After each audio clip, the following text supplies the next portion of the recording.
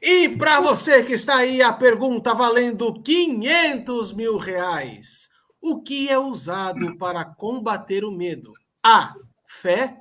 B. Coragem. Ou C. Amor. Fica com a gente, prepara o seu café, que tem parola logo depois da vinheta. Os Paroleiros, um jeito simples e divertido de conversar sobre verdades bíblicas. Vambora, que hoje é dia de parola! Olá, pessoal, galera paroleira, parolover! Estamos aqui de volta mais uma vez, parola de número 163, mais uma dentro do tema Perguntas de Deus. E finalmente nós estamos agora adentrando o Novo Testamento, trazendo para vocês perguntas que Jesus fez. Você sabia que existem mais de 110 perguntas de Jesus no Novo Testamento? Mas não fique nervoso, calma. Nós não vamos trazer todas. Vamos selecionar apenas algumas para a gente estar conversando aqui nas próximas semanas, porque a ideia é a gente estender até o final de 2022, 23, aliás. E estamos aqui na nossa escalação com Oráculo, Decano e Mente Brilhante para a gente parolar hoje, então, sobre esta primeira pergunta que Jesus fez aos seus discípulos, que está lá registrado no capítulo 8 do Evangelho de Mateus, no seu versículo 26. E aí, Oráculo, e aí, Mente Brilhante, prontos para mais uma roda de parola 2D? Não. Como sempre. Eu não achei as anotações do Evernote hoje, então não sei se eu estou pronto, não. A gente vai para o Wilson hoje falou uma coisa que me remeteu para o número 50, 60, alguma coisa assim, que eu fiz a mesma pergunta e ele respondeu não. E se você não percebeu depois de 60 parolas que a gente não está pronto, você nunca vai perceber. E hoje estamos na parola 163 e até hoje ele não está pronto. Mas vamos lá então, vamos tentar trazer para você o ensino bíblico leve, divertido, mas com muita profundidade. E aí, como eu dei a pitadinha, aquela pitadinha gourmet, logo no começo desse episódio, nós vamos trazer a pergunta que Jesus fez aos seus discípulos lá em Mateus 8. Nós estamos aqui em off conversando, né, meninos? Que foi um verdadeiro show de horror esse capítulo 8 de Mateus, porque ele retrata uma série de encontros que Jesus e os discípulos tiveram com alguns personagens aqui, né? O leproso, depois o centurião, depois ele encontra uns endemoniados, aí Jesus manda os discípulos ultrapassarem, indo para outra margem do mar, da Galileia, e no meio desse marzão aí, uma tempestade encontra por eles. E qual é a surpresa? Senão que Jesus estava dormindo no meio da tempestade.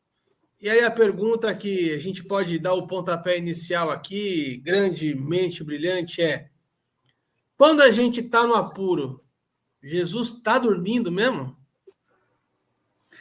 Eu gostaria de rememorar um grande ensino de Oráculo, de quando eu era um pequeno bebê na fé, quando ele fez o estudo para mim naquela sala, tomando um tereré, quando Elias vira e fala aos profetas de Baal: olhem lá, talvez o seu Deus esteja dormindo, tirando uma sonequinha.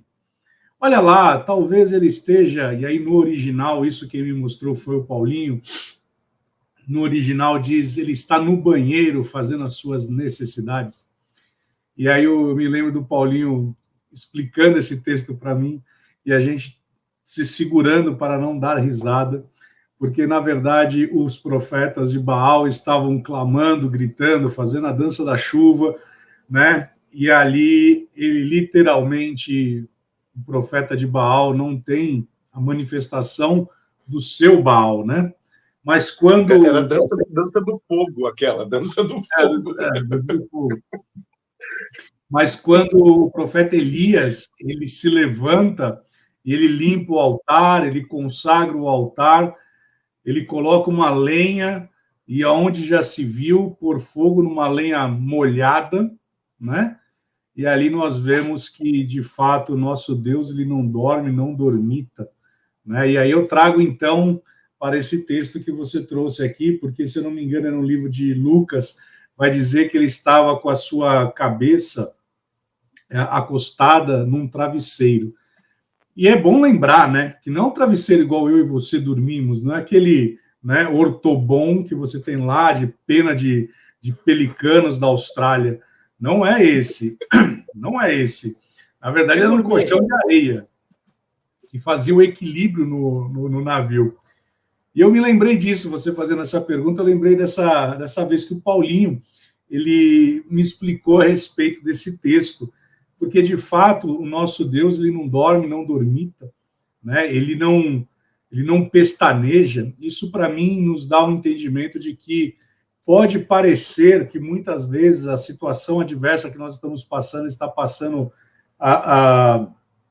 desapercebido, mas um dos nomes de Deus, né, é o Deus que tudo vê, né? Então, eu não imagino que Jesus estava só tirando uma sonequinha ali. Na verdade, ele tinha todo o discernimento espiritual do que estava acontecendo, né? Eu, por um momento, achei que você fosse colocar a culpa no Dramin. Hã? No Dramin? Em um momento, eu achei que você fosse colocar a culpa no Dramin. Não. Não, porque eu lembrei dessa passagem aí, que, aliás, essa passagem, para mim, eu me lembro quando eu subi lá, quando o Paulinho ele morava num monte, né? E ali a gente subia aquelas escadarias assim e tal, já fazendo toda um rali a pé. Um rali a pé. Aí você subia já no monte, subia as escadas, quando você vai ver.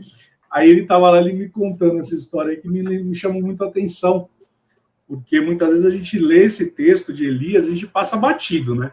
Parece que eles estavam fazendo a dança da chuva, a dança do fogo, não importa qual a dancinha que eles estavam fazendo. O ponto é, eles estavam dançando no quadrado deles lá, e dançar no quadrado não estava dando muito certo. Mas quando o profeta ele purifica, né? E ali você vê Deus operando, porque eu me lembro do Paulinho explicando isso para mim, porque o profeta manda fazer um rego, né, ao redor do altar, e era um tempo de seca. Então, ou seja, a primeira coisa que foi feita foi uma libação a Deus, porque como não tinha água, ele derrama água naquele rego, né, naquela vala que ele faz. Então, ali já começa uma libação, né? E aí eu me lembro do Paulinho falando, nesse exato momento, Deus, ele não somente derrama o fogo, queima, e o mais surpreendente, né, era uma madeira molhada. Como que uma madeira molhada vai pegar fogo, né? Para você ver como que uma adoração diante do improvável pode trazer a manifestação da glória de Deus, né? Ô, Paulinho, fazendo esse gancho que o Ilcinho falou a respeito de que Deus não dorme, né? O que você acha que causou mais medo nos discípulos? Foi a chuva em si ou o fato de Jesus não estar acordado naquela situação? Arthur, antes de qualquer coisa, obrigado, Ilcinho, pela memória, né? Obrigado pela memória. Você estava falando aqui, eu estava viajando lá há 20 anos atrás, lembrando desse episódio. Não, quem sabe, pontualmente do episódio, do dia que isso aconteceu, mas dos bate-papos que a gente tinha, né, nessa direção de crescer um pouco na palavra. Que legal isso, que bacana. Vamos lá, Arthur. Eu acho que a soma das duas realidades é o que colocava pavor no coração dos discípulos. Agora, o que mais me apaixona em Jesus e o que mais me serve de advertência, de alerta, que eu gostaria de destacar aqui, é que parece que Jesus sempre dá uma prova de recuperação quando os discípulos vão mal na primeira avaliação. Porque nós estamos no capítulo 8 de Mateus. Eu gosto de pregar sobre esse texto fazendo algumas analogias junto com o capítulo 14. Porque o capítulo 14 tem um outro episódio de barco, de tempestade, de discípulos com medo, né? Que é aquele episódio no qual Pedro anda sobre as águas, né? A conclusão dos dois episódios, ela é bastante diferente. Porque aqui no capítulo 8 a conclusão é a seguinte: os discípulos olham um para o outro e falam assim a respeito de Jesus: quem é esse que até o vento, o mar, né, lhe obedecem? E lá no capítulo 14 a conclusão é um pouco diferente. A conclusão já é uma constatação: verdadeiramente esse é o Filho de Deus. Já não tem uma pergunta, mas tem uma convicção. No entanto, o processo parece ser um processo muito parecido. Por quê? Porque aqui em Mateus capítulo 8, Jesus estava na parte inferior do barco dormindo.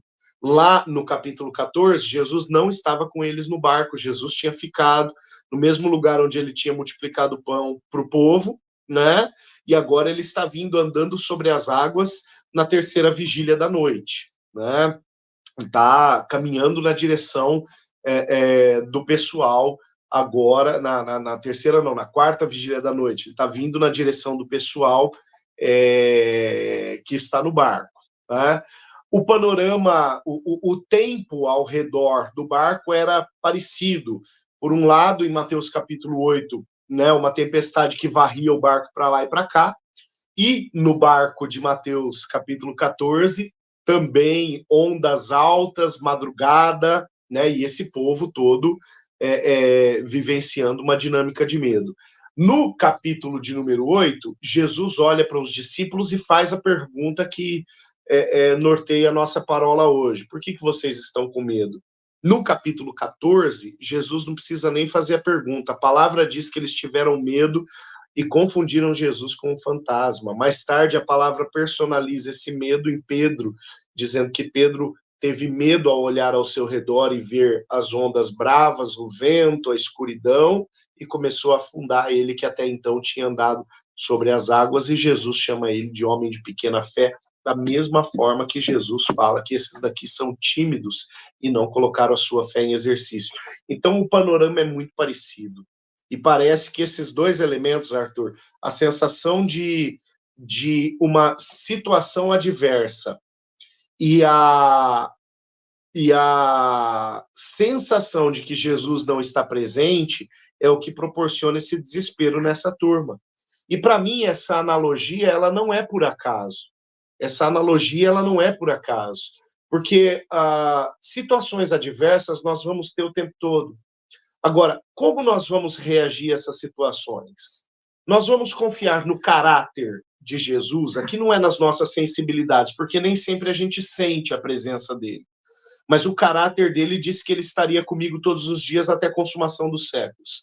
Então eu vou confiar no caráter de Cristo, vou confiar no caráter de Jesus, sabendo que nas minhas tempestades ele está passando comigo, ou como aconteceu com os discípulos, aqueles que estavam próximos de Jesus e andavam com ele o tempo todo, eu vou desacreditar no fato de que ele disse que havia um processo a ser cumprido, que havia algo depois dele a acontecer, e vou anular essas falas dele, vou anular essas falas que me deveriam trazer esperança, e vou me descabelar, vou me desesperar por conta de uma situação adversa.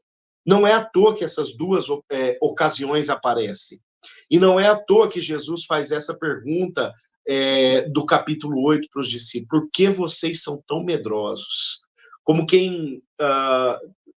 eu penso que a resposta para essa pergunta não existe, né? Ou quem sabe existe de uma maneira personalizada, não de uma maneira genérica. Mas essa é uma pergunta extremamente retórica, para que a gente pense naquilo que Jesus, na verdade, quer afirmar por detrás dessa pergunta. Porque por detrás dessa pergunta ele está querendo dizer o seguinte: você está com medo do quê? Por que você está com medo? Qual é o objetivo desse teu medo? Né? Aonde está a tua fé? Aonde está tudo aquilo que eu disse para você? Aonde está tudo aquilo que eu te prometi?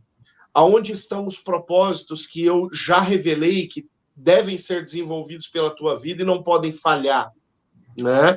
E se há convicção de que existem propósitos na minha vida que ainda não se cumpriram, mas eu estou no centro da vontade de Deus, Então, se a situação vier me chacoalhar hoje, aquilo que eu ainda não vivi, mas é promessa, precisa ser o meu sustento, porque se ele falou que vai acontecer, vai acontecer. Eu me lembro de uma ocasião, deixa eu contar aqui um caos. Eu lembro de uma ocasião, ainda pastoreando na Igreja Metodista Central em Dourados, eu fui aí para o Paraná para uma reunião, depois de um projeto missionário, eu saí de acho que Chapadão do Sul, e fui aí para a região de Londrina, Arapongas, né, para uma reunião lá em Arapongas. Ministrei na Igreja Metodista lá em Arapongas, do nosso amigo em comum, pastor Éder, né, no domingo, e na segunda-feira peguei um voo para Dourados. Esse voo decola de Londrina com frio, e quando chega no Mato Grosso do Sul e nós vamos começar o processo de descida para Dourados, um calor, né? E quando sai daquela zona fria, o avião sai daquela zona fria e chega em uma zona muito quente, começam as turbulências. Então, naquele processo de descida, quem sabe a pior turbulência que eu já encarei na minha vida foi naquela ocasião, né? E eu lembro que esse avião tremia.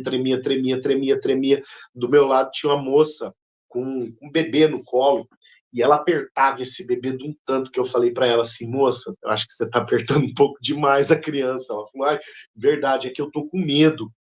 E naquela hora eu me lembrei de uma palavra que eu tinha recebido na sala de intercessão do projeto missionário que eu estava em Chapadão do Sul alguns dias antes.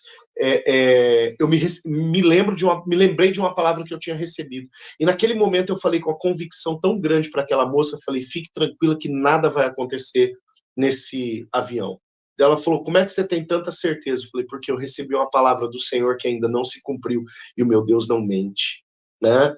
A minha convicção naquela hora não foi baseada em estatísticas de que aviões são extremamente seguros, de que turbulência é algo completamente normal, né? A gente não acha turbulência normal quando a gente está lá em cima, principalmente quando sacode tudo, né? E apertem os cintos, né? Quando vem esses recadinhos assim, a gente fala, não, eu sei que é normal, mas a gente tem que dar uma fingida para achar que está tudo sob controle. Mas a minha convicção naquele momento veio por conta de uma palavra que o meu Deus havia dito que ainda não havia se cumprido. Eu disse, não, tem uma palavra do meu Deus que ainda não se cumpriu na minha vida, e por conta disso, eu sei que nada vai acontecer com esse avião. E a partir daquele momento, aquela convicção inundou meu coração de tal forma, né, que eu continuei viajando tranquilo. Aquele avião, ele continuou tremendo, até ele atingir uma altitude que, né, esses tremores foram diminuindo, mas a convicção que invadiu meu coração naquele momento arrancou todo o resquício de receio que poderia existir, sabe? Os discípulos, eles tinham palavra, tanto aqui quanto lá no capítulo 14, eles tinham direção já dada pelo Senhor. Quando Jesus faz essa pergunta, por que vocês estão com medo? É como se Jesus dissesse, eu não acredito que vocês, tendo vivido o que vocês estão vivendo, tendo visto o que vocês estão vendo, ainda ousam temer. Se nós conhecemos o caráter do nosso Deus, do que nós vamos ter medo? Sabendo que Ele mesmo diz que nós não devemos temer. Nisso que você está falando, eu estava vendo na Bíblia TPT, ele tem uma anotação que diz assim, por que vocês estão tão covardes com essa pequena fé? Jesus está implicando, né, dizendo basicamente que se eles tivessem o mínimo de fé, eles dariam um comando à tempestade para que ela parasse. E aí é interessante, né, porque se você pegar, Pedro está aqui, e Pedro, ele foi uma das pessoas mais medrosas, mas quando ele foi cheio do Espírito Santo, ele foi uma das pessoas mais ousadas. E isso que eu acho tremendo na graça, né? Porque enquanto nós ainda não fomos cheios do Espírito Santo, enquanto nós ainda não experimentamos do batismo no Espírito Santo, muitas vezes nós estamos diante do barco, estamos nele, diante das adversidades, diante das situações que nos são contrárias, e nós não estamos nos levantando. Mas quando tem uma pessoa que é cheia do Espírito, sabe, não há tempestade.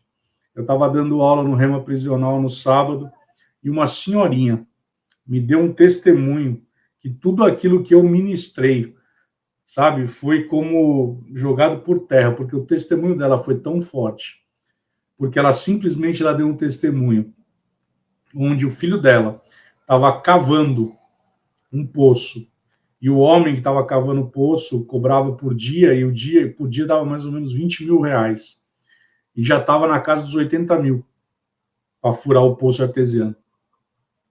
E o filho já desesperado, sem saber o que fazer, aí ela foi para o culto e orou e falou: Deus, me dá uma resposta, porque o meu filho não pode sair do prejuízo. Ela contando o testemunho, diz que no meio do culto, um profeta se levanta e fala assim: mulher, você estava conjecturando, mas amanhã, no primeiro horário, você vai ver jorrando água. E diz que quando começa a cavar, saiu uma jorrada. Sabe aquilo que acontece no petróleo, que vai, assim, altíssimo? Foi metros e metros cúbicos de água. Então, sabe, muitas vezes nós, por ainda não entendermos do nosso novo nascimento, de nós sermos cheios do Espírito Santo, de nós termos o nosso espírito recriado, nós andamos em timidez. E aí, para eu só encerrar minha parte aqui, eu me lembro quando Davi chegou diante de Golias, porque a palavra do Senhor vai dizer lá em 1 de João que o perfeito amor lança fora todo medo, e aquele que não é aperfeiçoado no amor, ele vive numa vida de tormento.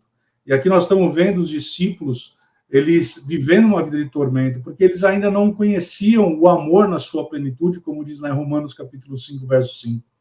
Mas Davi, o nome Davi no original significa o amado, o filho amado. Então ele está diante de um homem, ele diz assim: quem é esse incircunciso? Ou seja, ele era aperfeiçoado no amor, ele sabia, porque sabia do caráter de Deus. Então, muitas vezes, é isso mesmo que você falou, Paulinho, porque nós não conhecemos o caráter de Deus, como diz em Daniel, capítulo 11, verso 32, né? Porque nós não conhecemos o caráter de Deus, a gente se coloca como o vermezinho de Jacó. Mas, na verdade, quando eu e você nos posicionamos nele, entendemos quem ele é, o que ele pode fazer através de nós, sabe? Eu acho que nós vamos nos levantar diante da tempestade, nós vamos dizer: tempestade, para. Nós vamos dizer para os quatro cantos: pare, cesse. Nós vamos se posicionar de uma forma diferente, como essa mulher ela se posicionou. Ela falou: Pai, o Senhor sabe das minhas necessidades agora, como diz lá em Isaías: vim depois e arrazoei, diz o Senhor. Ela foi, ela se arrazoou diante do Pai, e o Pai falou para ela: olha, amanhã você vai ver jorrar. E isso aconteceu. Então, nós já nascemos de novo, aceitamos a Cristo como Senhor e Salvador das nossas vidas, sabe? Fomos cheios, batizados no Espírito Santo. Nós temos que andar na ousadia do Espírito. Não é à toa que Paulo lhe diz para Timóteo: Timóteo, não foi para um espírito de covardia que você foi chamado, mas foi num espírito de ousadia, de intrepidez e moderação no espírito para você avançar. Sabe, o grande problema é que nós temos ficado de boca fechada diante dos problemas. Ou nós estamos com a boca aberta, mas ao invés de declarando a palavra do Senhor, como diz que ele é o apóstolo, o sumo sacerdote da nossa confissão, nós estamos confessando as armas do diabo. Estamos emprestando os nossos lábios para o diabo, onde não vai dar, não é possível, e aí muitas vezes você começa a questionar. E nós não deveríamos ter esse tipo de atitude. Deveríamos nos levantar diante da adversidade, sabe, na ousadia do Espírito, e mandar cessar aquela tempestade. Amém. Amém. Então vamos fazer o seguinte, vamos fazer uma pausa aqui nessa parola, para que no segundo bloco a gente traga a contextualização desse assunto, então, que a gente está aqui entendendo que a coluna vertebral desse episódio é o medo. Então vamos trazer para o segundo bloco esse tema para os nossos dias de hoje, como é que a gente pode enfrentar essa situação. Então faz o seguinte, ó, já deixa o seu joinha aqui, compartilha esse conteúdo com muitas pessoas, porque é a forma que o YouTube entende que esse vídeo é relevante e ele acaba mostrando para mais pessoas. Então o seu like é muito importante para a gente. Além disso, nós estamos no Facebook, nós estamos no YouTube, nós estamos no Instagram, e se você gosta de formato de podcast, você vai encontrar os Paroleiros também no Deezer, no Spotify, na Amazon Music. E olha só, meninos, que eu fiquei sabendo essa semana, Nós estamos na Apple Podcasts. Olha que coisa maravilhosa. Nós estamos invadindo as fronteiras, nós estamos espalhando. Ninguém mais segura os paroleiros. Nos vemos logo, no logo próximo. Nós estamos em rádio AM. Logo nós estamos em rádio AM. Ondas curtas, médias e longas, ZYD 457, AMC, São Paulo, Herbert Richards. Um grande abraço. Fique com Deus. Até a próxima. Tchau, tchau.